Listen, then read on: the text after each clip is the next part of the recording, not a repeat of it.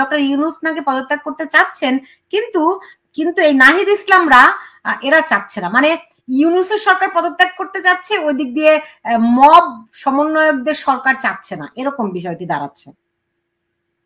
এই খবরটিকে আমি অতটা গুরুত্ব দিচ্ছি না এই কারণে যে খবরটি হচ্ছে এক ধরনের ক্যামোফ্লেজ।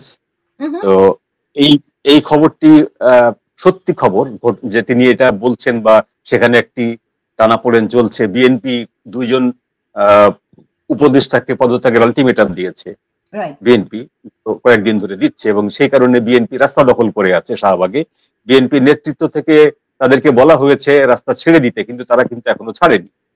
তো এই একটা চাপ আছে। আর খোদ এনসিপি থেকে একটা চাপ আছে যে তিনজন উপদেষ্টাকে পদত্যাগ করতে হবে, তিনজন সিনিয়র উপদেষ্টা, তারা সর্বনাশ করেছে। তাইলে এই দুই পক্ষ থেকে চাপ আসার ফলে তিনি যদি এটা বলে থাকেন, এটা তিনি পদত্যাগ করবেন, এটা তিনি জীবনও বলবেন। এইটি হচ্ছে আর একটা তার কৌশল, যে কৌশলে উনি এখন ওই তার সমন্বয়কদেরকে ডেকে, তার ওই বৈষম্য বিরোধী যে ছাত্র নেতা প্রাক্তন যারা ছিলেন তাদের সবাইকে ডেকে আরেক ধরনের একটা কেওয়াস সৃষ্টি করবে, যে কেওয়াস সৃষ্টির ফলে তাকে কোনো একটি পক্ষ থেকে, হয় সেনাবাহিনীর পক্ষ থেকে, নইলে প্রেসিডেন্টের পক্ষ থেকে, নইলে সুপ্রিম কোর্টের পক্ষ থেকে তাকে অনুরোধ করা হবে যে এই মুহূর্তে আপনি এই সিদ্ধান্তটা নেবেন না, তাহলে দেশ আরেকটা বড় সংকটে পড়ে যাবে। সুতরাং উনি আরেকটা ক্লিন চিট পেয়ে যাবেন। এটা একটা ট্যাকটিস তার, এটা উনি আন্তরিকভাবে, এই জন্য অনেকে বলছে নাটক কম করো প্রিয়। হ্যাঁ, ডেফিনেটলি এটা নাটক, কারণ উনি পদত্যাগ করার লোক না। উনি গ্রামীণ ব্যাংক থেকে উনার বয়স পার হয়ে যাওয়ার 7 বছর পরেও উনি পদত্যাগ করেননি। বাংলাদেশের আইনে হচ্ছে 65 বছর পরে কোনো প্রতিষ্ঠানের প্রধান থাকা যায় না। উনি 72 বছর বয়সেও গ্রামীণ ব্যাংকের প্রধান ছিলেন এবং উনি পদত্যাগ করেননি। ওনাকে বাধ্য করা হয়েছিল আইনগতভাবে পদত্যাগ করতে, এবং সেই আইনের বিরুদ্ধে উনি আবার আপিলও করেছিলেন, পরে আপিলে হেরে গেছেন। তো উনি সহসা এই পদ থেকে পদত্যাগ করবেন এটা আমি বিশ্বাস করি না, এবং উনি এটা করবেনও না। যেটা হচ্ছে সেনাপ্রধানের যে আক্রমণাত্মক ভূমিকা, সেনাপ্রধানের যে স্পষ্ট বক্তব্য, সেইটি তাকে প্রশ্নের মধ্যে ফেলে দিয়েছে, সেইটি তার অস্তিত্বকে নাড়া দিয়েছে। এই অস্তিত্বকে নাড়া দেওয়ার ফলে তিনি চারপাশে হাত দিয়ে দেখেছেন যে তার বন্ধু সংখ্যা ক্রমশ কমে এসেছে, এবং তার বন্ধুরা এখন সেনাবাহিনীর বিরুদ্ধে সরব হতে পারছে না। ওই যে ব্যারিস্টার ফুয়াদ যেমন চিৎকার করে বলেছিল যে ক্যান্টনমেন্ট গুড়িয়ে দেবে, ওইরকম 100টা ফুয়াদ কিন্তু এখন রাস্তায় দাঁড়িয়ে একটি শব্দ উচ্চারণ করবে না, বিকজ সেনাপ্রধানের একটি লাইন যে রাজপথে আর কোনো নৈরাজ্য বরদাস্ত করা হবে না। এই কথাটা যে কি ওজন, যে ভ্যালু, সেটা আমরা এখন টের পাচ্ছি। সেনাপ্রধানের এই বক্তব্য আসার পরেই অন্য কোনো মাস হলে, আজ থেকে 3 মাস বা 4 মাস আগে হলে, সেনাপ্রধানের এই বক্তব্যের পরপরই কিন্তু সেনাবাহিনী ঘেরাও করো বা সেনানিবাস ঘেরাও করো বলে একটা মব সৃষ্টি হয়ে যেত। সেটা কিন্তু হয়নি এবার। কারণটা হলো যে এই বক্তব্যটি তারা আশা করেনি যে এত কড়া ভাবে একটা সেনানিবাস থেকে একটি বক্তব্য আসবে। তো যে কারণে ডক্টর ইউনূস যখন পায়ের তলার মাটি সরে এসছে, এবং যখন তার নিয়োজিত জাতীয় নিরাপত্তা উপদেষ্টা পরিস্থিতিটাকে গুবলেট করে ফেলেছেন, ঘুটে দিয়েছেন একদম। এই ভদ্রলোক বাংলাদেশের রাজনীতি সম্পর্কে কিচ্ছু জানেন না। ভদ্রলোক আমেরিকাতে বসবাস করতেন, সেখানকার সিটিজেন, তাকে তুলে এনে এখানে বসানো হয়েছে, এবং উনি কি বক্তব্য দিতে হয় রাজনৈতিকভাবে সেটাও জানেন না। রাজনৈতিক যে শিষ্টাচার, রাজনৈতিক বক্তব্য দেওয়ার, সেটিও তার ভিতরে নেই। উনি যে কদিন আগে বলেছিলেন যে কে কি বললো তাতে কিচ্ছু যায় আসে না, আমি এটা দিয়েছি আমরা, এবং এটা দিব। আজকে উনি 180 ডিগ্রি ঘুরে বলছেন এরকম কোনো কথা বা আমরা বলিনি, দিতে হবে বা দেবো, আমরা এরকম কোনো কথাই বলিনি।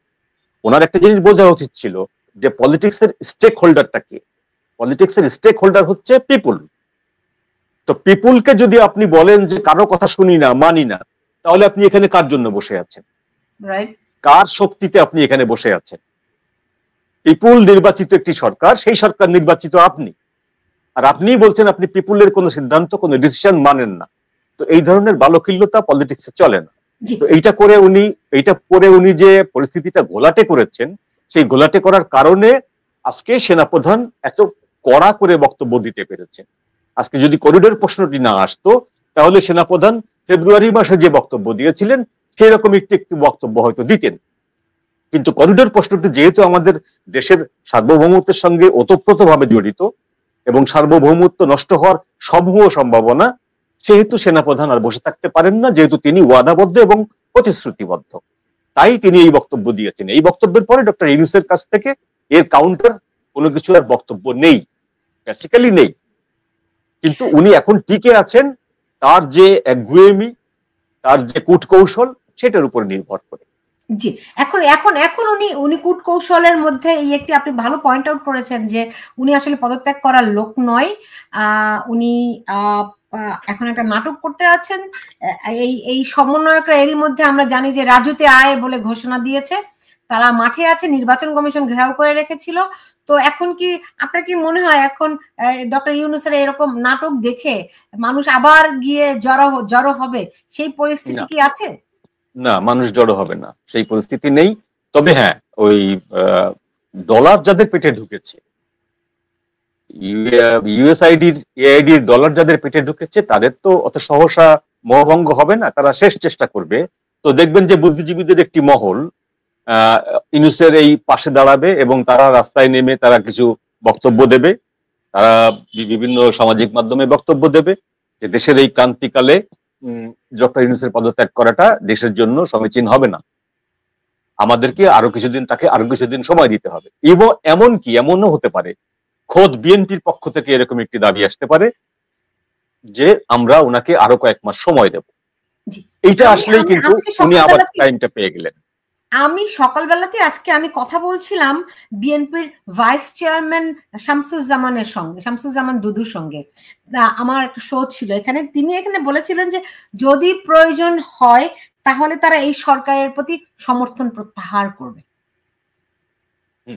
এই কথা অনেক আগেও বলেছেন তারা, এবং আজকে অনেকগুলো কথা বলেছেন। আজকে বলেছেন যে ডক্টর ইউনূস অনেকগুলো ভুল বার্তা দিয়েছেন, এর মধ্যে তার সঙ্গে এই যারা আছে এই ছাত্র নাহিদ সার্জিসরা, তাদেরকে তিনি বলেছেন এরা হচ্ছে টাউট বাটপার লুটেরা।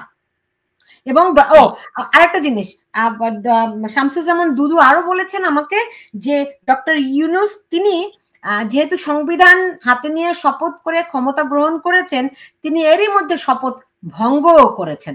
যখন শপথ ভঙ্গ করে ফেলে তখন কিন্তু আর তার ক্ষমতায় থাকার এখতিয়ার অধিকার থাকে না। এই বিএনপি এত স্পষ্ট করে আগে কখনো কথা বলেনি। বলেছে, এটা পজিটিভ দিক, কিন্তু এর আবার অন্ধকার দিকও আছে। সেটি হলো যে আমাদের দেশের রাজনীতিতে প্রধানত রাজনীতি হচ্ছে ওয়ান ম্যান পার্টি। প্রধানত ধরুন আওয়ামী লীগের 280টি সংসদে আসন, কিন্তু শেখ হাসিনার কথাই কিন্তু শেষ কথা। ঠিক সেইভাবে বিএনপির খালেদা জিয়ার কথা বা তারেক রহমানের কথাই কিন্তু শেষ কথা। এখন ওদের যে মহাসচিব ফখরুল ইসলাম আলমগীর সাহেব কি বললেন বা শামসুজ্জামান দুদু সাহেব কি বললেন, এরা অনেক কথাই বলতে পারেন, বলবেন, সেটি হয়তো দলের বক্তব্য, দলেরই বক্তব্য, কিন্তু ওটি শেষ কথা নয়। ওটা দলের বক্তব্য, দলের সাধারণ একটা নর্মস, কিন্তু ওইটি শেষ কথা নয়। শেষ কথা বলবেন খালেদা জিয়া কিংবা তারেক রহমান। তো খালেদা জিয়া দেশে ফেরার পরে যে বিএনপির যে একটা মোড় দেখেছি, আমরা পরিবর্তন দেখেছি, সেই পরিবর্তনটা কিন্তু এই কথাটাকে সাপোর্ট করে না। দুদু সাহেবের এই কথাটাকে কিন্তু ওই পরিবর্তনটা সাপোর্ট করে না। বিএনপি আগাগোড়াই ছিল আওয়ামী লীগকে নিষিদ্ধ না করার পক্ষে, বিএনপি আগাগোড়াই ছিল প্রেসিডেন্ট শাহাবুদ্দিনকে অপসারণ না করার পক্ষে, সেনাপ্রধানকে অপসারণ না করার পক্ষে। এবং বিএনপির বাধার কারণেই কিন্তু ওই মব বাহিনী এই তিনটি কাজ করতে পারেনি। আওয়ামী লীগকে নিষিদ্ধকরণ, সেনাপ্রধানকে অপসারণ এবং রাষ্ট্রপতিকে অপসারণ, এই তিনটি কাজ কিন্তু তারা মব বাহিনী লেলিয়ে দিয়েও করতে পারেনি। এবং ডক্টর ইউনূসের প্রত্যক্ষ মদতে এই তিনটি কাজ কিন্তু করার চেষ্টা করা হয়েছে 2-3 বার, পারেনি। কি জন্য? যে বিএনপি সায় দেয়নি। সেই বিএনপি কিন্তু খালেদা জিয়া দেশে ফেরার পরপরেই কিন্তু সায় দিয়েছে, এবং বিএনপি সায় পাওয়ার পরপরেই ডক্টর ইউনূস আওয়ামী লীগকে নিষিদ্ধ করতে পেরেছেন। তাহলে যে বিএনপি 7 মাস 8 মাস ধরে একটি সিদ্ধান্তে অনড় থাকলো, সেই বিএনপি জাস্ট কিছুদিন আগে খালেদা জিয়া দেশে ফেরার পরে চেঞ্জ হয়ে গেল। চেঞ্জ হয়ে আওয়ামী লীগের নিষিদ্ধকরণকে তারা বলে দিল এটা জাতির প্রত্যাশা ছিল, এটা আমাদের প্রত্যাশা ছিল, আমরা খুশি হয়েছি। এই বক্তব্য কিন্তু আমরা 1 মাস আগে 2 মাস আগে দেখিনি, শুনিনি ফখরুল ইসলাম আলমগীরের মুখে। তাহলে আজকে যে দুদু সাহেবরা বলছেন যে বিএনপি প্রয়োজন হলে সরকারের কাছ থেকে সব থেকে সমর্থন প্রত্যাহার করতে পারবে, সরকার যদি বলে যে বিএনপির কোনো সমর্থনই নেই আমার পেছনে, আপনারা কি করবেন? বিএনপি আন্দোলনে ছিল,